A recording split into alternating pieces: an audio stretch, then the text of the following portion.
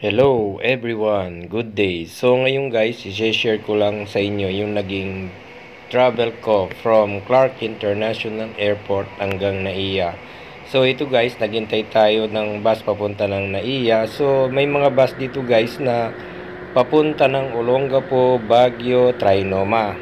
So ngayon guys, dumating na yung bus na iniintay natin. So ito yung sasakyan natin papunta ng Naiya Terminal 3. So, ang bus na ito guys ay Genesis bus. Okay guys? So, around uh, 1 o'clock in the afternoon. So, dumating kami dito 12:30. So, nag-start ang bus nag-travel ng 1 o'clock. Okay guys? So, yun na guys.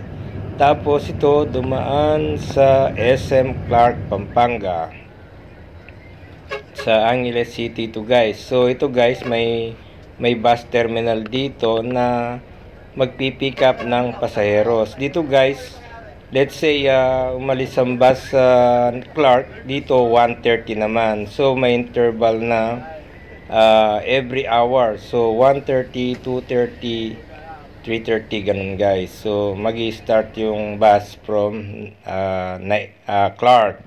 So ito guys, umalis na nga yung bus natin ng 1:35. Kasi umikot pa ito guys.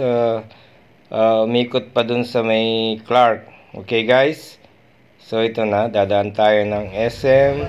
Tapos dadaan ito sa Babalacat City Bus Terminal Complex na doon may inspector na titignan yung mga pasaheros. Okay guys? So ito naman, nasa Candaba Viaduct na tayo. Itong viaduct na ito guys ay nagdudugtong from Pampanga to Bulacan. Ito ay umabot ng 5 kilometers na viaduct. Ito yung pinaka longest viaduct in the Philippines. Okay guys? So ngayon, dumating na tayo sa Bukawi, Bulacan Toll Plaza. So ito guys ay mga 2:30 na ng hapon tayo nakarating dito sa Bulacan, Bukawi, Bulacan.